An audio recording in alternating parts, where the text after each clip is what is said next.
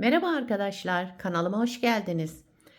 Bugün şöyle güzel bir bebe yünüm var. Bununla harika bir model başlayacağız. Modelimiz oldukça güzel, kolay ve farklı bir model.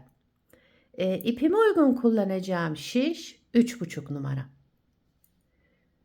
Dilerseniz hep birlikte başlayalım. İlmeklerimizi çıkartarak başlayalım. Bu model için ilmek sayısı 6 ve 6'nın katları olması gerekiyor. Şöyle bakın. 6 ilmek bir model için, 6 ilmek bir model için böyle devam edeceğiz.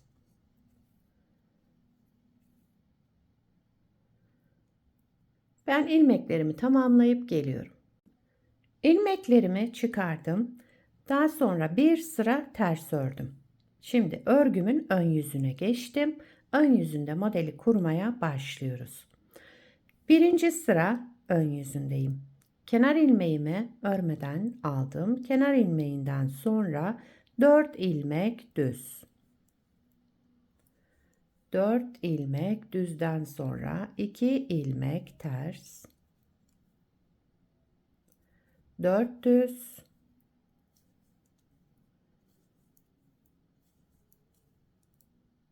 2 ters. Sıra sonunda 4 düz ilmek. Daha sonra kenar ilmeğimi de düz örerek birinci sırayı tamamladım. İkinci sıra arka yüzündeyim.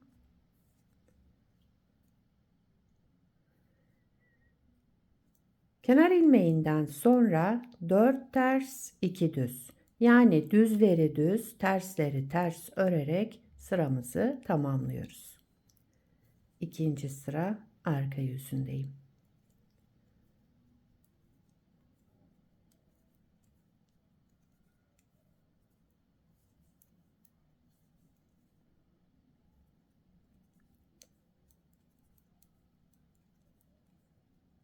Kenar ilmeğimi de düz örerek ikinci sıramı tamamladım.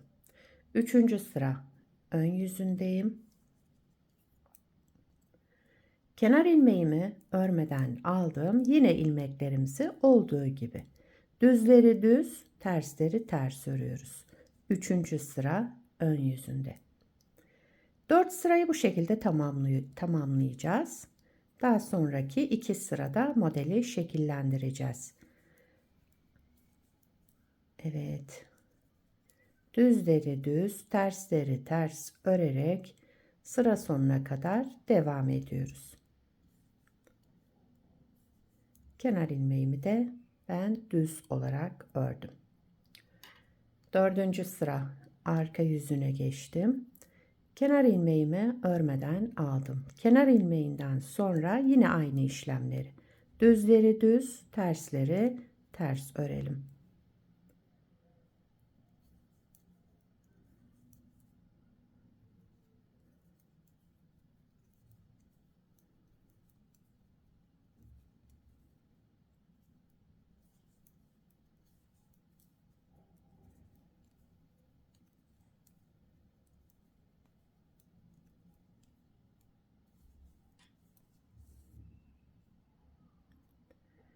Beşinci sıra ön yüzündeyim.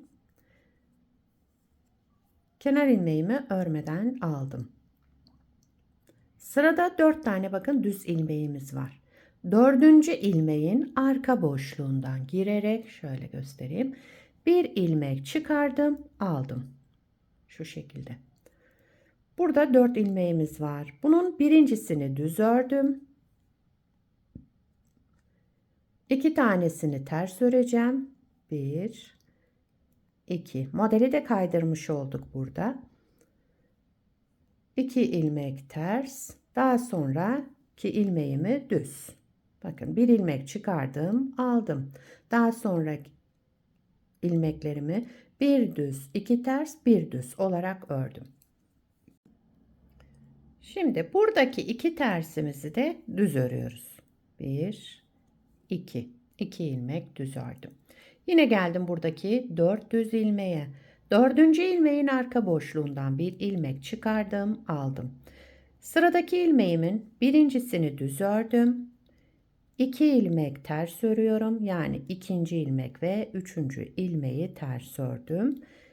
Daha sonra dördüncü ilmeğimi de düz örerek bu 4 ilmeği tamamladım. Aradaki 2 ters ilmeğimizi de düz örüyoruz. 1, 2. 4 düze gelince dördüncü ilmeğin arka boşluğundan bir ilmek çıkardım, aldım. Sıradaki ilmeğimi düz ördüm. 2 tane ters, 1, 2. Son ilmeğimi de düz örerek daha sonra kenar ilmeğimi düz ördüm. Evet, 5. sıramızı tamamladık. 6. sıra arka yüzündeyim. Kenar ilmeğimi örmeden aldım. Kenar ilmeğinden sonra bir ilmek ters, 2 ilmek düz. Bakın tersi ters, 2 de düzümü de düz olarak ördüm. Şu aradan çıkarttığım ilmek ve yanındaki ilmeğin ikisini bir şu şekilde aldım, ters ördüm. Burada kestim yani. Ön yüzünde aradan çıkarttığımız ilmeği arka yüzünde kestik tekrar. Devamındaki 3 ilmeğimi de yine ters ördüm. Toplamda burada 4 ters ilmeğimiz oldu. 2 düz ilmek, ilmeklerimiz zaten düz. Bu ikili yani aradan çıkarttığım ilmek ve yanındaki ilmeğin ikisini bir alarak ters ördüm ve kestim. Şöyle. Devamında 3 ilmek daha ters ördüm. Toplamda 4 ters ilmeğimiz oldu.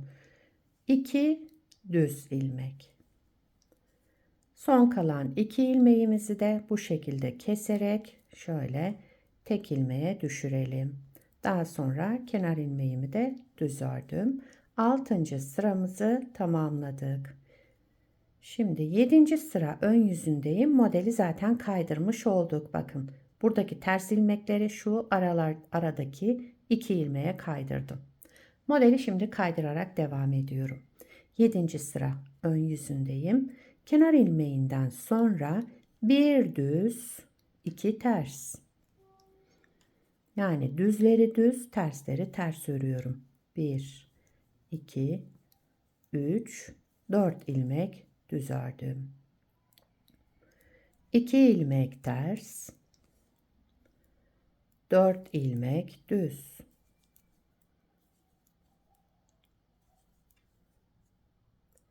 2 ilmek ters. Sıra sonunda bir düz. Daha sonra kenar ilmeğimi de düz örerek sıramı tamamladım. 8. sıra arka yüzündeyim. Kenar ilmeğimi örmeden aldım. Kenar ilmeğinden sonra düzleri düz, tersleri ters örüyoruz. İlmekleri olduğu gibi yani. Düzleri düz, tersleri ters örerek 8. sıramızı da tamamlayalım.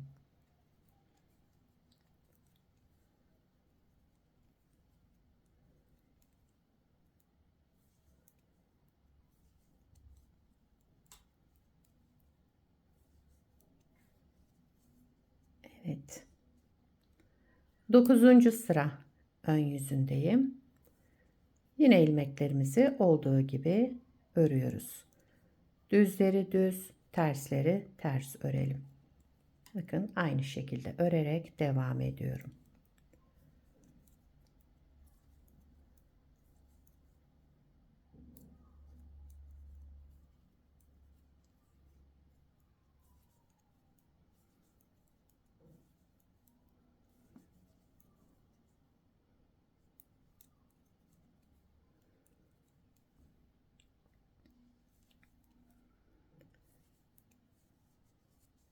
Evet.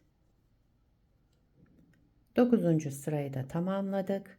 10. sıra arka yüzündeyim. Yine ilmekleri olduğu gibi alıyorum. Düzleri düz, tersleri ters örerek bu sıramızı da tamamlayalım. Daha sonra 11 ve 12. sırada yine modelimizi şekillendireceğiz.